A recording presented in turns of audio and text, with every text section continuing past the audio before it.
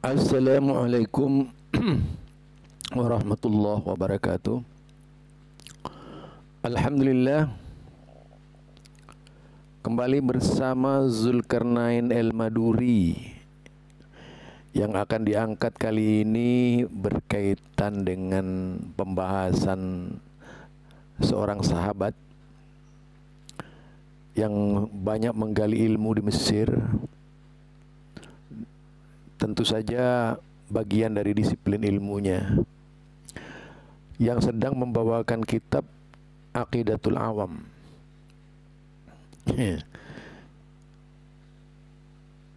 Yang menjadi objeknya adalah Muhammadiyah Jepang, yaitu PCIM Jepang, pimpinan cabang Muhammadiyah Istimewa,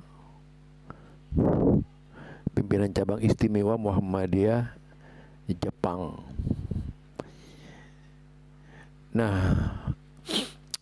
yang tentu saja ini menarik karena ada kalau sekarang ini baru sekarang ini ya, baru dalam perjalanan saya ini ada seorang putra Muhammadiyah yang membahas Aqidatul Awam, kitab Aqidatul Awam.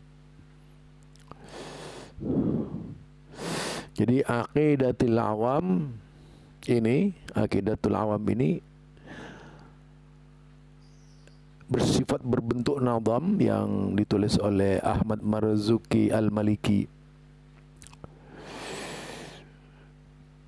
Tentu saja kalau dilihat dari nazamnya itu nadam yang pernah saya pelajari dan menjadi hafalan saya dulu dengan lagu-lagunya, termasuk ibu saya juga hafal itu dengan Aqidatul Awam, karena dulu di langgar-langgar atau di musola-musola zaman dahulu kala itu diajari untuk menghafal nazam Aqidatul Awam ini gitu. Ya tentu saja karena pada waktu itu tidak ada penjelasan yang konkret yang berkaitan dengan Aqidatul Awam. Kalau dibaca kitab Aqidatul Awam dalam bentuk syair yang dilakukan, itu memang cukup indah dan model-model. Tapi kalau saya mengikuti lagu ibu saya ya, bunyinya kira-kira begini kalau mengikuti lagu ibu saya. Nah, ibu saya kalau lagi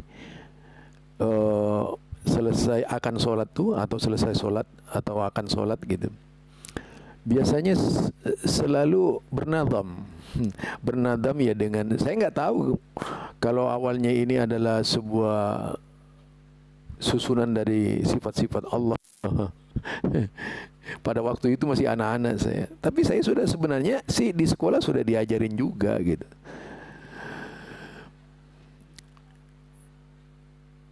Jadi seperti ini. Abda'u bismillahi warrahmani wa birrahimi daimil ihsani. Nah itu. Falhamdulillahil qadimil awwali wal akhiril baqi bila tahawuli. Summa salatu wassalamu sarmadan ala nabi khairi man qad wahada wa alihi wa sahbihi wa man tabi sabilad dinil haqqi ghaira mubtadi. Itu jadi adalah satu isi yang tentu saja menyentuh ya bagi pembacanya gitu, yang kelak menjadi keyakinan gitu. Apalagi di sini ada kalimat sabilad dinil haq, yaitu jalan agama yang lurus, yang hak, yang benar gitu, yaitu ghaira mubtadi, bukan jalannya ahlul bid'ah. Padahal kalau dibahas ini, waduh, Runyam kita membacanya itu kadang-kadang. Wa ba'du fa'alam bi ujubil ma'rifah min wajibil isrina sifah. Jadi isrina sifat, 20 sifat.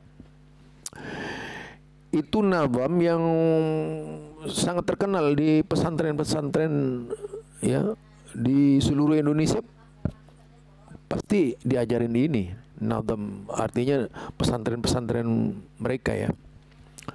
Semua pesantren mulai dari Madura sampai yaitu tadi Asem Bagus, Corakala, Jember, di mana itu pasti diajarin yaitu Aqidatul Awam. Pesantren masuk ini adalah pesantren NU itu. Dan kemungkinan ya di seluruh Indonesia diajarin seperti itu. Karena memang kitab Aqidatul Awam itu kan bentuknya lebar gini ya. Tipis, lebar tipis. Kalau kita ini kitab kuning namanya, itu dijual di toko-toko kitab di pesantren-pesantren biasanya itu. Nah, ini yang menjadi bahasan sahabat saya dari Mesir. Yang tentu saja bagi telaah mendalam saya, justru saya beranggapan ini adalah pekerjaan mubtadi gitu. Namun untuk mengetahui, saya ingin ini dalam hal ini saya ingin memberikan tanggapan kepada beliau. Ya, beliau sahabat saya tidak ada sifat-sifat permusuhan dengan dia. Wajarlah kalau berbeda pendapat, biasa-biasa saja. Tapi kan saya harus tegas juga menyampaikan kebenaran. Sebagaimana dia tegas membela Asy'ariyah, maka saya juga tegas membela pendirian yang tidak sejalan dengan dia gitu. Itu yang tentu saja menjadi satu pilihan. Kalau lagunya itu kan lain. Lagunya siapa ya? Setelah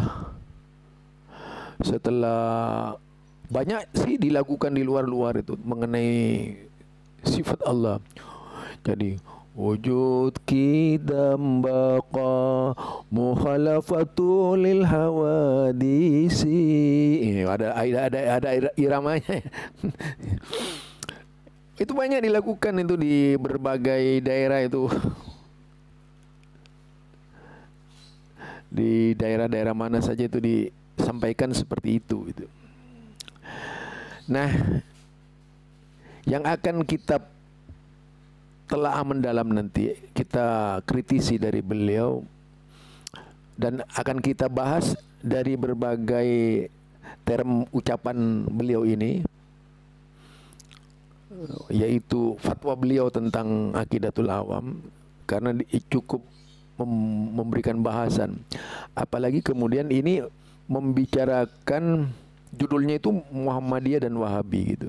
Jadi artinya yang akan disampaikan oleh beliau ini adalah sorotan beliau terhadap Wahabi sebagai orang Muhammadiyah yang tentu saja baru di abad sekarang ini, mulai saya lahir sampai sekarang ini yang ngaji Aqidatul Awam ya cuman Ustadz Wahyudi. Itu. Nah, mari kita dengar apa yang pernah saya sampaikan di grup Facebook yang ternyata mendapat tanggapan yang luar biasa dari jamaah, dari para pembaca, sehingga nampaknya perlu kita sedikit-sedikit kita ngobrol santai lah. Jadi kalau sebelumnya itu pernah saya sampaikan yang di grup itu yang ramai adalah terkait dengan akidah Muhammadiyah itu sesungguhnya kemana, karena memang ada semacam tarik-menarik antara Salafi Wahabi di satu sisi. Jadi menurut dia itu dari kesimpulan Facebooker, Muhammad itu di mana? Muhammadiyah itu akidahnya di mana? Karena menurutnya ada tarik menarik antara Wahabi dan Salafi dan Salafi dan Asy'ariyah lah. Sebagai seorang Asy'ariyah di beliau ini gitu. Karena memang kitab-kitabnya juga adalah Asy'ariyah ya, yang dibahas seperti Aqidatul Awam itu kan dari Asy'ariyah Maturidiyah. Nah itu ya. Nah, jika kita baca dari apa yang disampaikan oleh beliau, tentu perlu penegasan agar kita sebagai seorang muslim bisa berada pada posisi yang benar di dalam berakidah. Mau berakidah Asy'ariyah atau mau berakidah Wahabiyah itu. Karena kenapa kemudian dibenturkan pada kata Wahabi? Jelas itu tanpa sebuah keinginan besar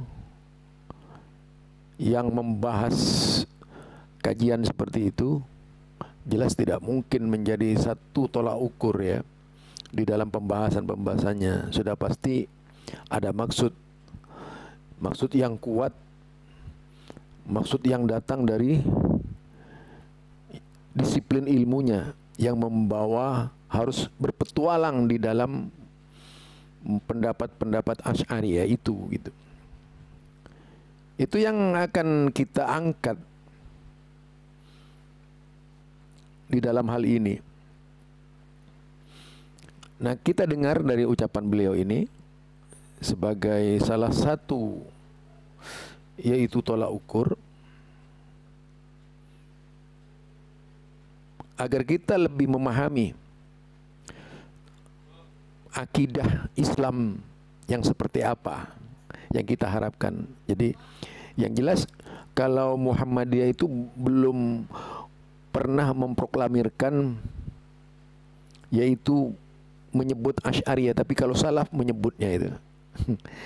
Jadi tidak pernah Muhammadiyah itu menyebutkan di dalam kitab yaitu kitab Himpunan Putusan Tarjih Muhammadiyah menyebut satu kata Asy'ariyah pun. Tapi yang disebut salaf itu yang ada di dalam kitab Himpunan Putusan Tarjih. Yang disebut oleh Himpunan Putusan Tarjih Muhammadiyah itu adalah Al-Firqatun Najiyah, itu yang dikatakan minas salaf. Jadi Al-Firqatun Najiyah minas salaf, yaitu Firqatun Najiyah dari kalangan salaf, artinya golongan yang selamat dari kalangan salaf. Nah, tentu itu kalau dilihat di dalam paradigma pemikiran Muhammadiyah, jelas ingin melepaskan dari berbagai macam paham apapun jenisnya. Kalaupun ada yang sedikit-sedikit masuk itu dari mana saja, itu tidak mencerminkan bahwa Muhammadiyah afiliatif pada suatu mazhab dalam bidang akidah gitu ya. Itu misalnya entah kepada Syekh Muhammad bin Abdul Wahab atau entah kepada Imam Abu Hasan Asy'ari, tapi intinya bahwa itu disebut Islam. Karena itulah Muhammadiyah tidak tenggelam dalam peristiwa masa lalu, tidak tenggelam dalam sejarah kelam, peradaban-peradaban pemikir-pemikir yang saling bertarung antara satu dan lainnya ketika memperjuangkan pendapat mereka masing-masing. Nah, karena setelah generasi Abu Hasan Al-Asy'ari itu kan generasinya galak-galak gitu ya, saling mempertaruhkan pendapat, ya, mempertaruhkan diri untuk memenangkan pendapat-pendapatnya. dengan cara debat kusir dan diskusi berkepanjangan ketika itu. Di zaman Imam Ahmad saja ketika berbicara akidah itu sampai menelan korban. Menelan korban. Itu di kalangan Hambaliyah ketika itu. Ini yang menarik ya. Nah, mari kita dengar dari beliau lagi. Misalnya Muhammadiyah itu akidahnya tidak perlu ditarik ke Asy'ari atau ke Salafi dan lain sebagainya. Nah, ini kalau kita lihat dalam sejarah tarjih itu, bab pertama yang dijadikan bahasan oleh para ulama tarjih, majelis tarjih itu kan didirikan tahun 1927 ya. Nah, tujuan daripada pendirian majelis tarjih itu sesungguhnya adalah untuk menyatukan pemikiran keislaman Muhammadiyah. Kalau tarjih sendiri di awal memang fungsinya untuk merojihkan, mencari pendapat terkuat dari. Jadi ini yang sering kita pahami, terjadinya pemikiran yang kontradiksi di Muhammadiyah itu. Tadi kalau ditarik-tarik ke Wahabiyah, ditarik-tarik ke Salafiyah gitu. Artinya memang yang pertama kita harus meyakini bahwa Muhammadiyah itu adalah wasitiyah, berada di tengah-tengah. Tidak ke Salafi, tidak ke Wahabi, tapi punya jalan sendiri gitu. Walaupun satu saat menoleh ke Asy'ari, walaupun satu saat menoleh ke Wahabi. Nah, itulah khas Muhammadiyah. Tidak kemudian diklaim nih lebih cenderung ke Wahabi, ini lebih cenderung ke Asy'ari. Artinya kalau istilah Asy'ari, Wahabi dijadikan sebuah dasar, kemungkinan yang dimaksud adalah Imam Abu Hasan al-Asy'ari, bukan Asy'ariyah yang berbeda. Kalau kita lihat perjalanannya Asy'ariyah ini, memang kan di Mesir seperti Ali Jum'ah juga Asy'ariyah, Ali Fuda Asy'ariyah, Muhammad Ahmad Taib juga Asy'ariyah. Ya sudah pastilah ada keinginan, kecenderungan atau apa namanya ya, untuk menyandarkan pendapat kepada tokoh-tokoh yang ada di Mesir itu. Terlebih ada hubungan batin antara Mesir, antara Kairo, antara Al-Azhar Kairo itu dengan guru-guru besar itu gitu. Ini sudah pasti membutuhkan perhatian tersendiri dari seorang yang mengkaji Asy'ariyah. Yang jelas ketika Muhammadiyah menarik paham Asy'ariyah yang dianggap benar, itu sama halnya dengan di Salafi, tidak beda itu. Di Wahabi juga begitu kan. Yang benar diambil, yang benar dibenarkan, yang salah tidak, yang salah disalahkan. Itu yang terdapat dalam Asy'ari. Dan tentu saja tidak memandang Wahabi itu sebagai bagian dari sebagai produk mazhab yang berdiri sendiri, karena bagaimanapun sejarah madzhabul arba ini tidak bisa diyakini secara parsial. Yang jelas setiap pengikut mazhab saja bisa berbeda-beda dalam satu mazhab itu. Rojih itu bisa bimana rojih antar dalil, bisa juga rojih antar madhab. Rojih antar dalil itu maksudnya ketika ada dua dalil yang satu sama lain itu barangkali seakan-akan saling kontradiktif, maka mana yang paling kuat? Nah, itu yang akan diambil. Atau bisa jadi rojih antar madhab, karena setiap madhab itu mempunyai standar sendiri-sendiri untuk merajihkan suatu pendapat. Apa yang dianggap oleh Syafi'i rojih belum tentu menurut Hanafi Hambali rojih, karena standar yang berbeda. Standar itu ada bermacam-macam. Bisa jadi standar itu terkait dengan standar di dalam menilai sebuah nas hadis. Bisa jadi standar di dalam metodologi ijtihad usul fikih. Karena pada dasarnya setiap itu ya perkataan beliau berbicara tentang rojeh ya.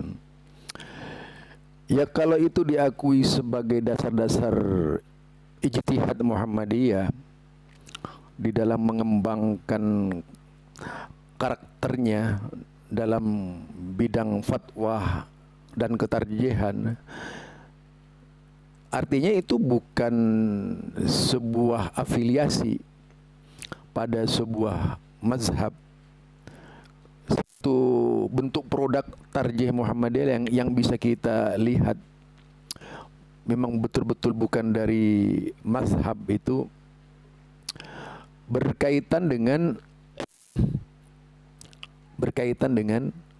yaitu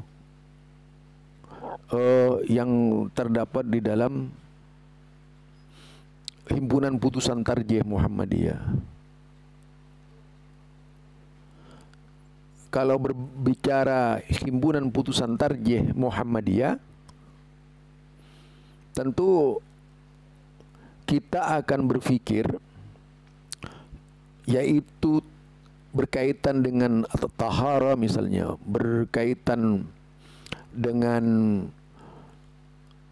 sholat ya, itu kan hanya himpunan dari berbagai hadis Nabi, hampir sama sekali tidak melibatkan paham-paham yang ada itu. Kecuali kemudian dalam berita resmi Muhammadiyah menulis yaitu pendapat-pendapat imam mazhab dijelaskan, tapi tidak berarti bahwa di Muhammadiyah itu afiliasi kepada mazhab seperti yang dikutip oleh Muhammadiyah terkait dari perkataan Imam Asy-Syafi'i, Ibnu Hajar Al-Asqalani dan sebagainya. Dilihat di situ lebih pada yaitu nilai atau kualitas yang dicapai oleh imam sebagai dasar pemikiran dari pengembangan pemikiran yang dilakukan oleh Muhammadiyah, dan tidak bermakna bahwa Muhammadiyah itu berada pada mazhab tersebut, tidak ada, hanya sebagai referensi. Jadi hanya sebagai referensi Muhammadiyah dalam berhujjah. Referensi banyak di situ, berbagai macam referensi kan. Kalau dilihat dari sekian banyak hadis yang tidak saja melibatkan kutubut tis'ah yang ada, tapi juga kitab-kitab di luar kutubut tis'ah dari kitab-kitab hadis dijadikan sebagai pelengkap dari himpunan putusan tarjih itu di dalam berita resmi Muhammadiyah tahun 2015 tuh. Nah itu harus dipelajari. Ini kalau berbicara dari sisi fikih ya, sisi fikih. Pengembangan seperti ini ya tentu juga didasarkan kepada rajih dan tidaknya. Rajih dari sisi dalil. Kalau tadi itu dua perbedaan yang rajih sama-sama harus dipilih, lah sekarang Muhammadiyah justru mempersilahkan tuh Muhammadiyah loh. Mau pakai ini boleh. Contoh saja saya kasih tahu di Muhammadiyah yang bisa-bisa semua dipakai. Merapatkan ketika sujud, merapatkan tumit dan merenggangkan tumit. Karena dipandang kedua hadisnya itu lemah, itu kan rajih, artinya harus memilih salah satu di antaranya karena kelemahan kedua karena dasarnya sama lemah hadis, sehingga terpaksa harus mengambil salah satu. Di situ juga Muhammadiyah melemahkan hadis yang dari Imam Bukhari. Wow, coba kalau Syekh Albani dikritik habis-habisan. Ya Muhammadiyah itu ketika merenggangkan, yaitu merenggangkan tumit dan merapatkan tumit waktu sujud misalnya itu. Dan sikapnya Muhammadiyah jelas sekali di situ yang mengatakan bahwasanya itu kedua-duanya bisa dipakai, bisa menggunakan yang renggang, bisa menggunakan yang rapat ketika sholat tuh.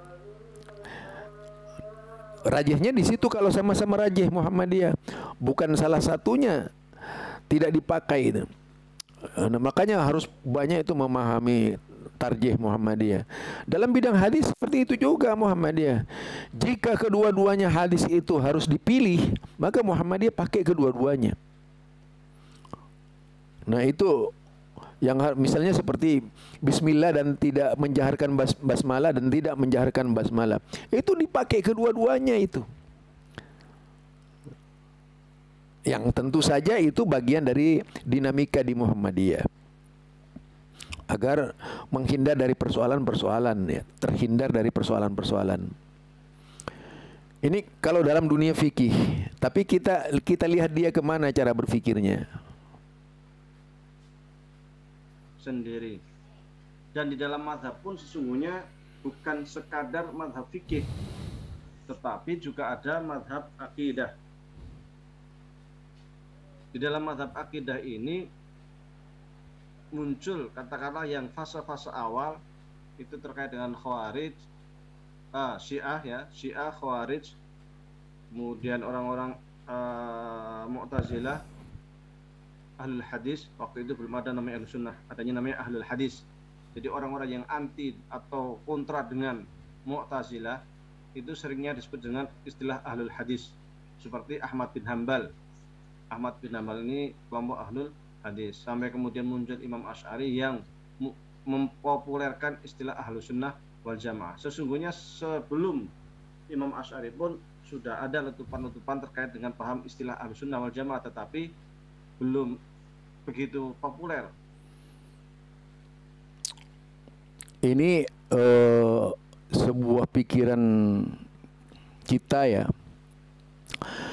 yang tenggelam pada pola masa lampau, yang tenggelam pada pemikiran masa lampau, yang sebenarnya tidak terlalu diperhatikan jika di Muhammadiyah berpikir seperti itu ya.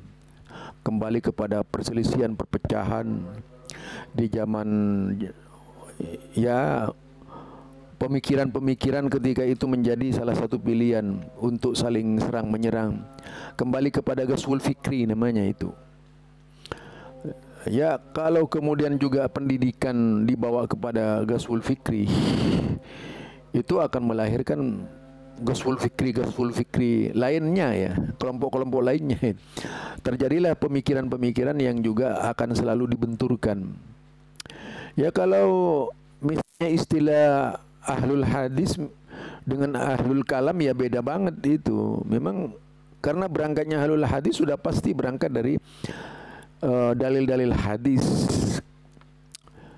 Ketika seorang muslim berdiskusi lebih mengutamakan hadis, ya namanya Ahlul Hadis itu, daripada mengutamakan akal gitu. Sedangkan Mu'tazilah itu kan intinya memerdekakan akal dari segala bentuk doktrin yang harus didahulukan dalam segala hal adalah pesan-pesan akal yang dianggap rajin oleh Mu'tazilah dibandingkan dengan tadi berpegang pada dalil gitu. Ya jelas beda kan. Sehingga yang terjadi pada waktu itu adanya usaha-usaha membendung arus pemikiran dengan kejam dan sadis terhadap paham-paham yang berbeda dengan Mu'tazilah. Itu kalau kita lihat sejarahnya antara Mu'tazilah dan Ahlus Sunnah, memang kalau lahirnya Imam Abu Hasan al-Asy'ari sendiri kan tidak langsung prosesnya itu siapa namanya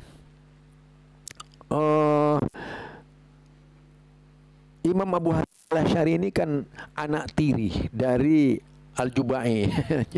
Itu bapaknya, bapak angkat, bapak tirinya itu, yang banyak memberikan masukan kepada Abu Hasan al-Asy'ari yang kelak kemudian menjadi petarung dengan cara melawan bapaknya sendiri itu. Kalau kita lihat seperti itu di dalam sejarah ya. Karena ada banyak pertanyaan yang muncul dan tumbuh, tapi paling tidak pola pengembangan pemikiran yang dikembangkan oleh Abu Hasan adalah Ahlus Sunnah wal Jamaah yang berwawasan Mu'tazilah itu. Kenapa? Ahlus Sunnah wal Jamaah model Abu Hasan al-Asy'ari ini bukanlah model Ahlus Sunnah wal Jamaah, yaitu model Imam Ahmad bin Hambal. Walaupun pada waktu itu tidak pernah diteriakkan Ahlus Sunnah, yang dikenal adalah Ahlul Athar ataupun Ahlul Hadis ya. Tetapi yang jelas berbeda. Kalau Ahlus Sunnah lebih pada mengedepankan dalil-dalil, sedangkan Abu Hasan Al-Asy'ari ketika itu baru dalam tulisan-tulisannya membela Ahlus Sunnah dari sisi dalil. Tapi intinya jauh sebelumnya itu memerangi Mu'tazilah juga dengan pertimbangan akal. Artinya Ahlus Sunnah yang menggunakan wazan akal wazan akal untuk memerangi Mu'tazilah. Itu kalau dilihat dari cara berfikirnya Ustadz Wahyudi ya. Kalau saya baca seperti itu, oh ini pertarungan pemikiran ya. Artinya ingin memenangkan siapa yang layak menjadi pemenang paham di dunia Islam. Sampai sekarang ini tidak lepas dari sebuah skandal tuh. Skandal Asy'ariyah dalam rangka memenangkan pertandingan tuh.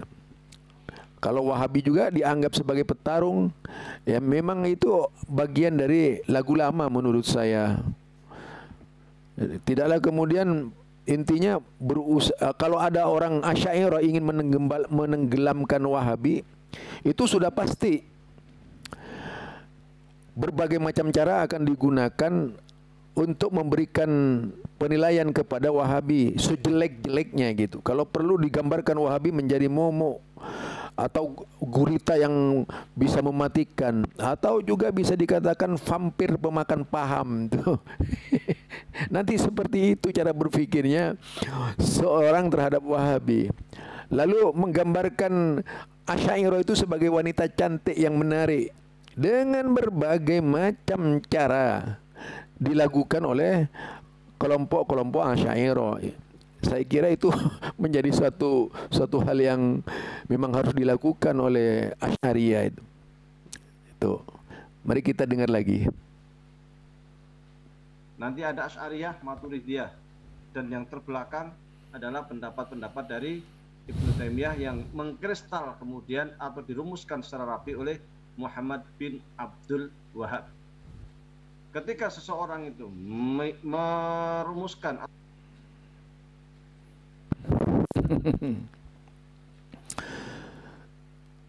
iya, jadi pada akhirnya nanti ini ada korban dalam pemikiran beliau.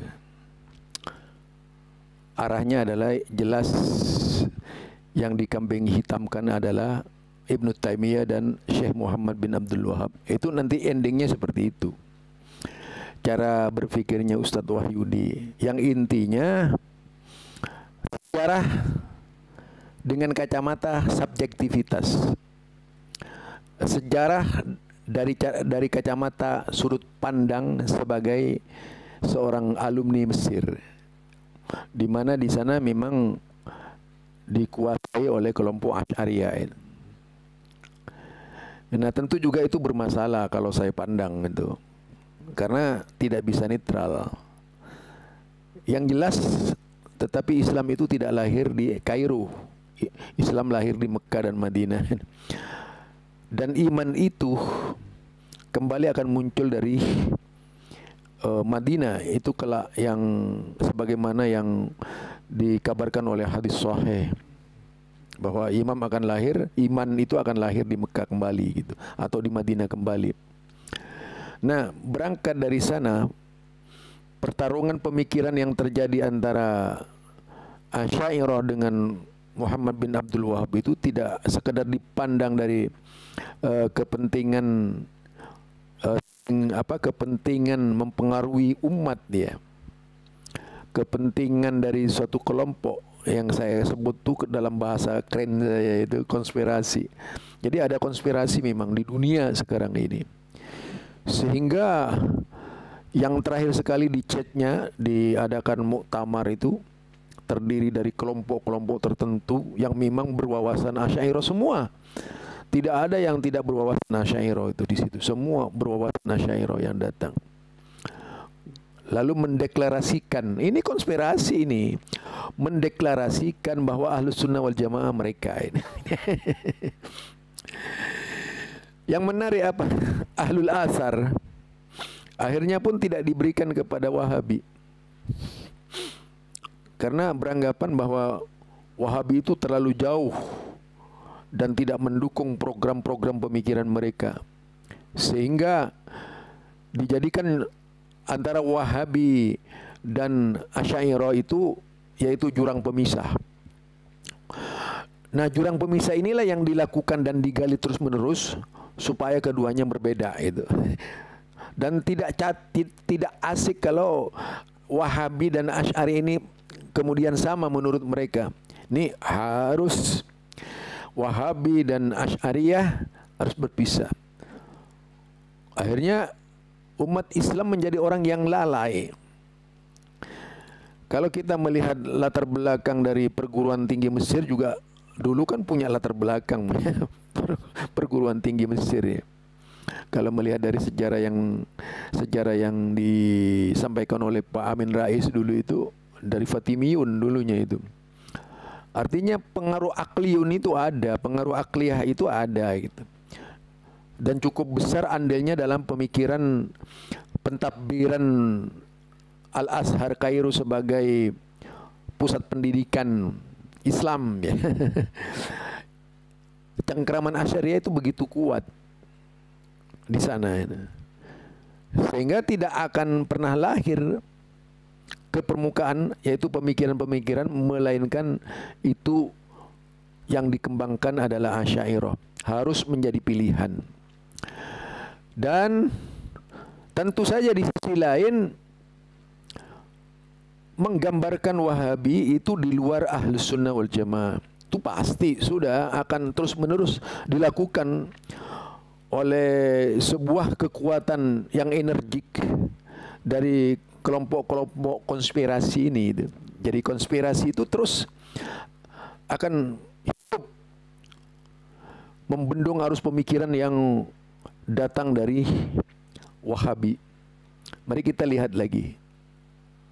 Hal mazhab itu terdiri dari metodologi, terdiri dari hasil, terdiri dari imam dan pengikut. 4 ini hal mutlak yang harus ada untuk mendirikan sebuah mazhab. Maka kalau kita melihat di dalam akidah seumpama itu Syiah, mereka punya manhaj sendiri di dalam akidah. Semisal mereka memasukkan imam maksum atau bab imamah dalam ruang lingkup pembahasan akidah. Sementara Ahlus Sunnah mengatakan bahwasanya imamah itu bukan bagian dari akidah, namun bagian dari fikih. Namun karena orang-orang Syiah memasukkan bab imamah ini dalam bahasan akidah, maka ketika kita mengkaji ilmu kalam, bab terakhir meskipun itu adalah paham ahli sunnah wal jamaah, mereka memasukkan bab imamah bagian dari bahasan ilmu kalam. Tetapi sesungguhnya ahli sunnah wal jamaah memasukkan bab akidah, bab imamah ke dalam bahasan ilmu kalam itu bukan karena mereka menganggap bahwasanya imamah itu bagian dari akidah, bukan, namun karena mengkanter atau mengimbangi dari pemikiran Syiah yang memasukkan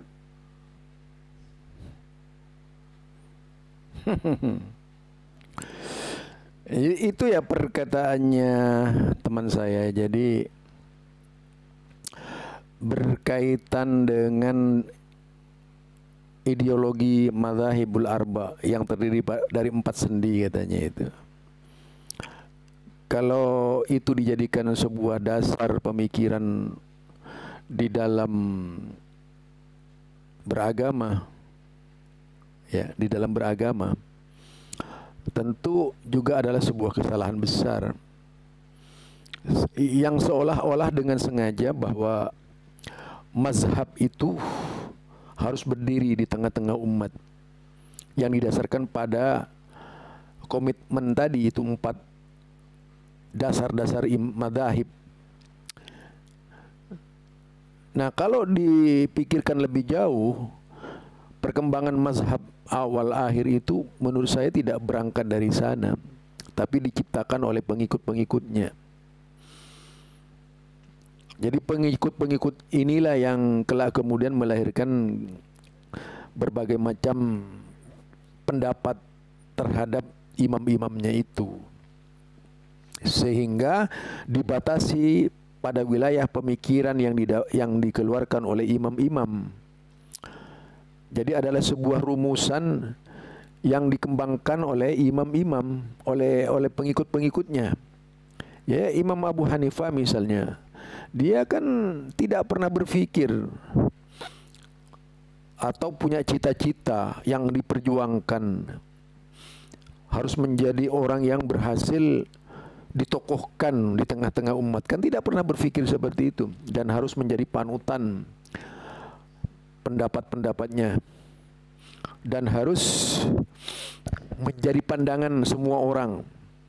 Tidak seperti itu. Kalau kita lihat ini, saya pernah membahas sikap imam mazhab itu sendiri ya, yang tentu saja mereka tidak rela diikuti itu pendapat-pendapatnya kalau hanya sebatas mengikuti, dengan yaitu taklidul a'mah, taklid buta ya, taklid a'mah, taklid buta. Itu yang kita lihat. Jadi mereka ini tidak mendasarkan pada sebuah keinginan dari 4 dasar itu, tidak itu. Tapi yang menciptakan 4 dasar berdirinya mazhab ini adalah pengikutnya sendiri. Sehingga banyak orang harus digiring kepada setiap pendapat-pendapat yang ada. Seperti India akhirnya harus ke Imam Abu Hanifah. Ya. Itu tentu saja ini bagian dari karena ingin mempertahankan pendapat imamnya itu sebagai pandangan di dalam beragama. Termasuk halnya dalam masalah akidah. Nah, dalam hal akidah juga seperti itu. Mungkin kalau dibaca dalam mazhab Imam 4 persoalan akidah itu, dan kemudian masalah Rafidhah, jelas berbeda. Dan tidak dikenal Rafidhah itu hanya berkaitan dengan dari sisi sudut imamah tadi itu, tapi Rafidhah sendiri itu dibaca oleh imam dari sudut sejarahnya.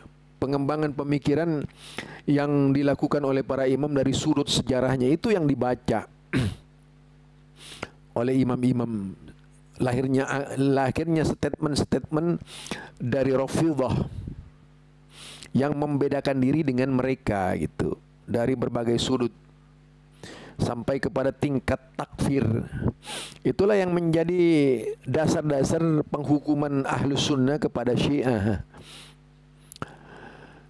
yang tentu saja sebagaimana orang-orang Syiah juga menghukumi Ahlus Sunnah dengan kalimat nasibi itu, yang halal hukumnya untuk dibunuh kalau kita lihat di dalam kitabnya ya.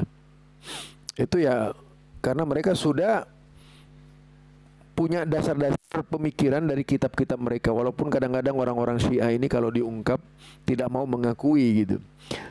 Nah, kemudian dituduhkan juga kepada Wahabi. Ini lucu. Sebagaimana orang NTB kemarin itu yang menyudutkan Salafi NTB bahwa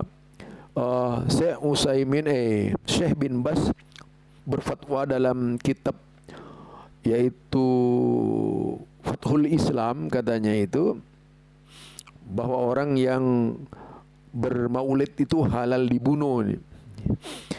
Jadi kisah Khuak ini disebarkan oleh kelompok-kelompok yang anti salafi hanya karena ingin memenangkan pertandingan dalam dunia paham tuh.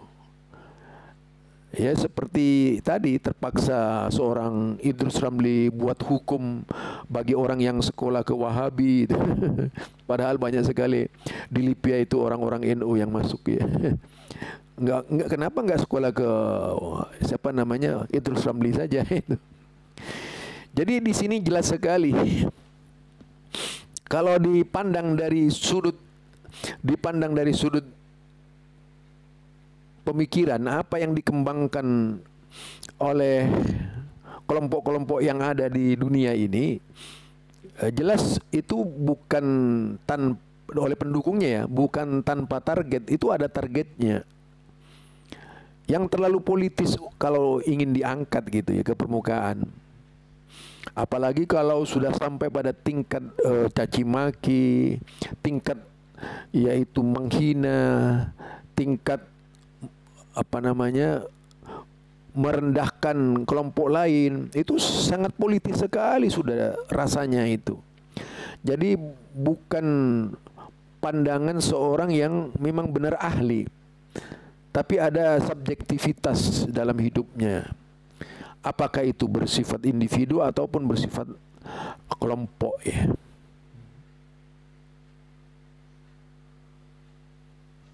Namun demikian, bagi Syiah, mereka yang tidak percaya dengan imamah versi Syiah, mereka tidak dianggap kafir, tetapi tetap dianggap Muslim. Hanya mereka bukan bagian dari Syiah. Beda mungkin dengan Khawarij. Khawarij juga termasuk kelompok Islam. Aduh parah ini Ustadz Wahyudi, berarti tidak pernah membaca kitab Syiah. Di sini letaknya Ustadz Wahyudi ya, kesalahan Ustadz Wahyudi yang terbesar di sini. Dia mengatakan bahwa Syiah tidak mengkafirkan karena imamah. Artinya tidak pernah baca kitab Syiah. Kalau dibaca kitab Syiah dari kitab Biharul Anwar, kitab Al-Kulaini, jelas sekali orang yang tidak mengakui imamah itu kafir. Ustadz. Jadi bagaimana Ustadz Wahyudi bisa jauh itu ya, menjadi pembela Syiah itu ya. Ini sangat berbahaya juga Ustadz Wahyudi. Coba bacalah di dalam kitab-kitab mereka itu, jelas sekali. Mereka yang tidak mau mengakui imamah itu kafir. Masuk kategori nasibi. Silahkan dibaca itu. Jelas sekali dalam kitab Mufid juga seperti itu. Saya sebagai seorang penulis, yaitu artikel-artikel berkenaan dengan Syiah itu banyak sekali referensi dari orang-orang Syiah, bahkan sampai sekarang ini dari pendapat-pendapat Khomeini terakhir itu, yang menyatakan bahwa orang yang tidak percaya imamah itu tidak mendapat bagian dari Islam. Dia itu kafir, keluar dari Islam dan sebagainya. Bisa dibaca itu. Jadi sebenarnya bagaimana ini Ustadz Wahyudi di dalam memberikan penjelasan ini saja tidak bisa itu ya, kalau saya pahami itu. Yang seharusnya Ustadz Wahyudi ini menjelaskan dengan detail pemahaman di Syiah itu. Kemudian pasti menggambarkan orang yang di luar Syiah itu lebih baik ya. Itu ujung-ujungnya ke sana. Bukan tidak mengkafirkan, mengkafirkan orang tidak percaya imamah itu. Jangan fatwa lah yang dipakai fatwa-fatwa ini, tapi baca kitabnya langsung tuh. Kalau ingin tahu itu, kalau perlu dibeli kitab-kitab Syiah itu untuk mengetahui yang sesungguhnya. Ini lebih ekstrim, di mana ia melihat bahwasanya siapa yang tidak percaya dengan imamah ini atau imamah versi Khawarij ini, maka sering dianggap sebagai orang kafir dan keluar dari Islam, sehingga mereka juga mengkafirkan Muawiyah, mereka mengkafirkan Ali bin Abi Thalib, dan juga orang-orang yang ikut perang Siffin dan perang Jamal. Itu banyak dikafirkan oleh Khawarij, karena bagi mereka la hukma illa lillah, itu yang ketika terjadi perjanjian damai antara Muawiyah dengan Sayyidina Ali bin Abi Thalib. Bagi Khawarij, bagaimana bisa? Ini lagi jadi, aduh, bagaimana ya saya ingin berbicara ini. Kalau berbicara berkaitan dengan Syiah tadi, Rafidhah, jelas sekali itu. Di sana takfiri juga terhadap Muawiyah. Jadi tidak benar. Syiah ini takfiri dengan Muawiyah sampai Yazid, semua itu keluarganya.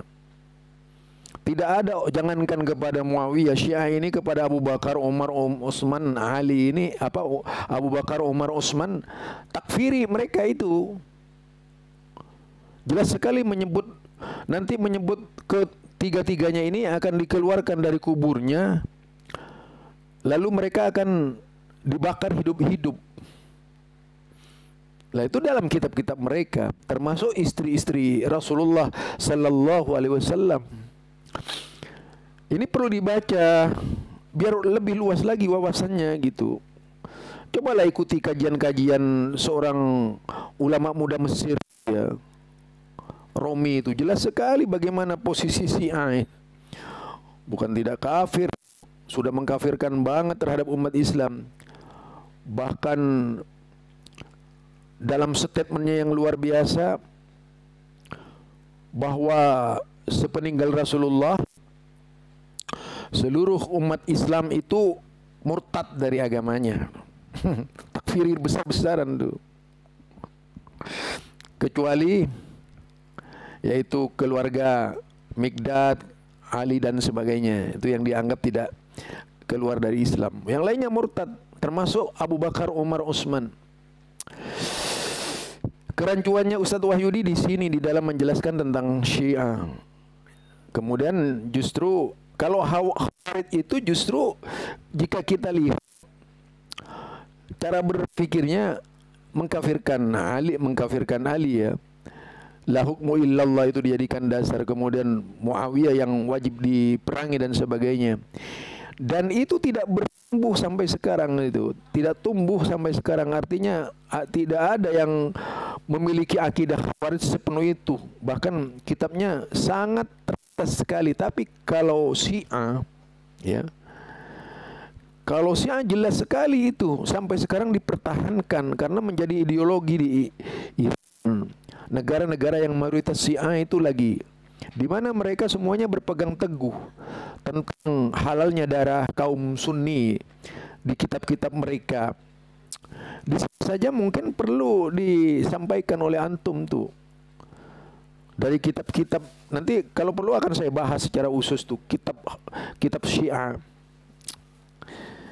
Ini barangkali ya. Itu yang mesti hukum Allah. Maka Ali bin Abi Thalib juga sampai mengatakan apa yang disampaikan oleh Khawarij sesungguhnya adalah perkataan yang benar, bahwasanya hukum itu mestinya adalah hukum Allah. Hanya yang dimaksudkan Khawarij adalah hukum Allah sesuai dengan ide pendapatnya kaum Khawarij saja.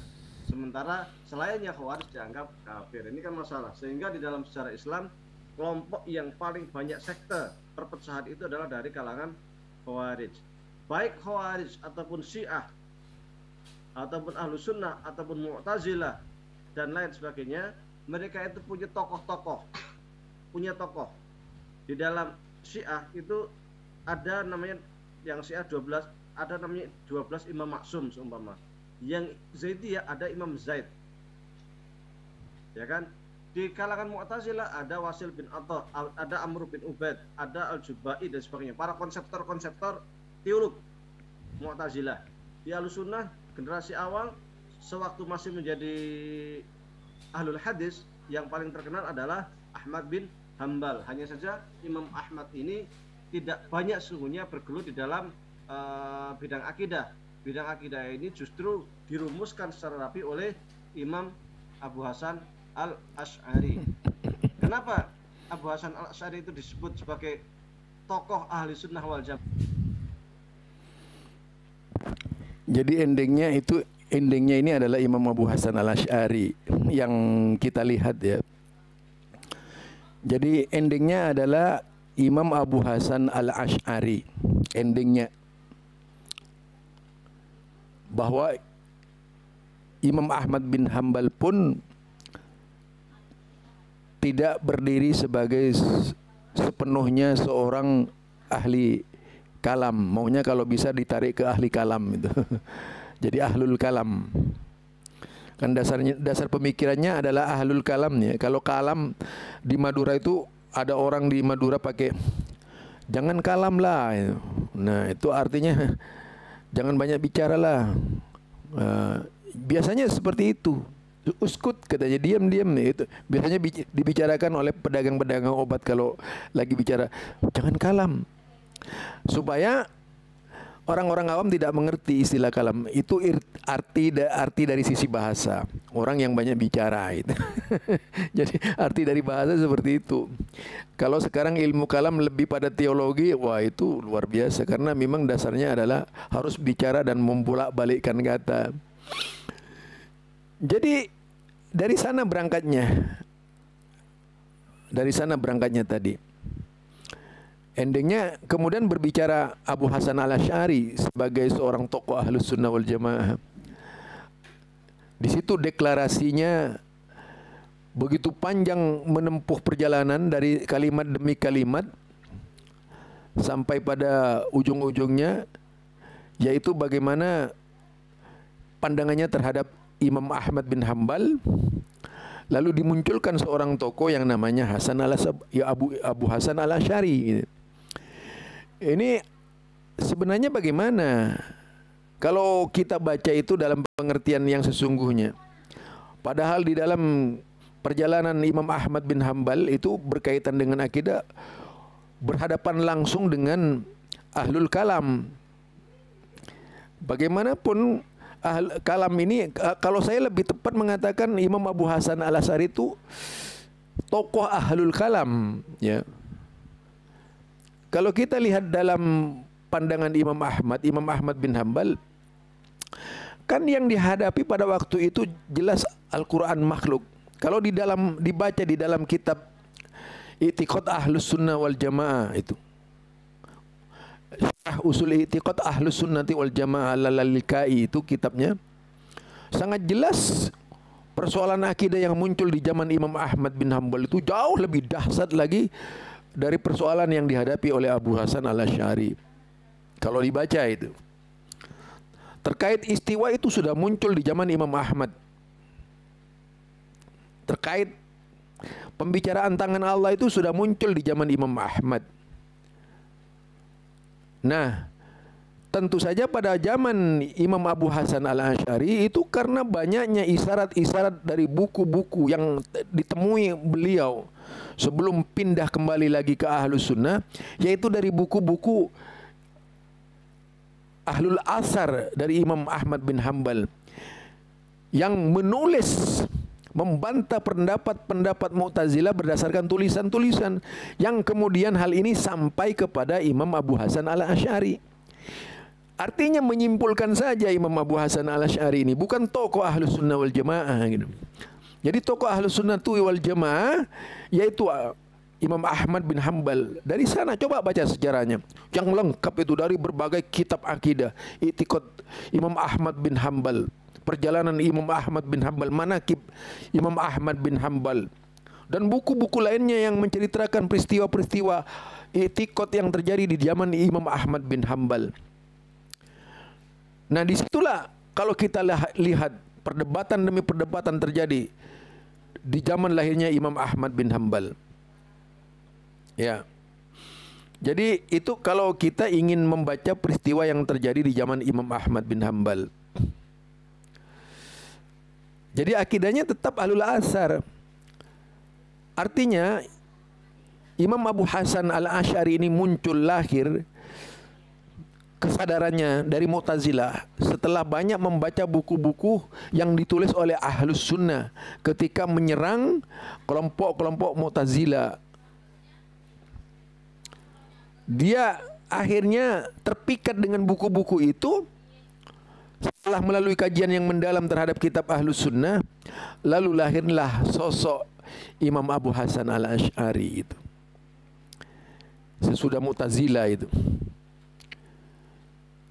Jadi di situ kalau kita ingin membahas pemahaman-pemahaman yang ditulis oleh Mu'tazilah. Ini ya. Jadi sampai di sini mungkin ini masih panjang dari beliau, tapi saya ingin menanggapi sedikit-sedikit saja dari perkataan beliau. Yang jelas bahwa memang akhirnya nanti ini akan membawa Muhammad bin Abdul Wahhab mengkritisi Imam Ahmad bin Abdul Wahhab. juga akan dibicarakan dari perbedaan-perbedaan Syekh Muhammad bin Abdul Wahhab. Bedanya dengan Asy'ariyah, bedanya dengan Hambaliyah dan bagaimana gitu. Yang tentu saja tidak lepas dari sudut pandang orang-orang Kairo. Tidak bisa dilepaskan dari pola yang dikembangkan seperti umumnya, yaitu siapa namanya, Dr. Ali Fudah, yang kelak kemudian mengartikan Ahlus Sunnah itu berakidah istiwa dengan istaula itu. jadi dia bikin kaifiat sendiri sudah artinya. Biasa ini kan jelas bahwa istaula ini bahasanya Mu'tazilah. Siapa yang ngaku Ahlus Sunnah itu? Dari mana Ahlus Sunnah berpikir begitu itu? Ini Asy'ariyah tulen. Bukan pemikiran Asy'ariyah yang disebut-sebut Ahlus Sunnah tadi. Asy'ariyah tulen. Sebagaimana seorang dai di Indonesia yang mengatakan istiwa itu juga dengan istilah kahara dan malak. Ini aslinya kalau yang seperti ini Mu'tazilah. Bahkan lebih pada pola yang dikembangkan oleh Jahmiyah itu. Barangkali ini saja dari saya menanggapi. Saya tidak ingin terlalu banyak karena saya tahu kemana itu cara pembicaranya pasti ke sana semua itu. Arahnya ke sana semua. Yang tentu saja tidak akan memberikan sebuah masukan yang positif berkaitan dengan Mu'tazilah. Ya sama-sama dengan pemahaman-pemahaman lainnya yang anti Wahabi itu. Akan seperti itu berpikirnya. Runtun bahasanya sama gitu. Walaupun di satu sisi tadi ada manipulasi sejarah ya mengenai sejarah Syiah itu. Itu sangat memprihatinkan perkataan beliau itu. Ini saja. Subhanakallahumma wa bihamdika asyhadu an la ilaha illa anta astaghfiruka wa atubu ilaik.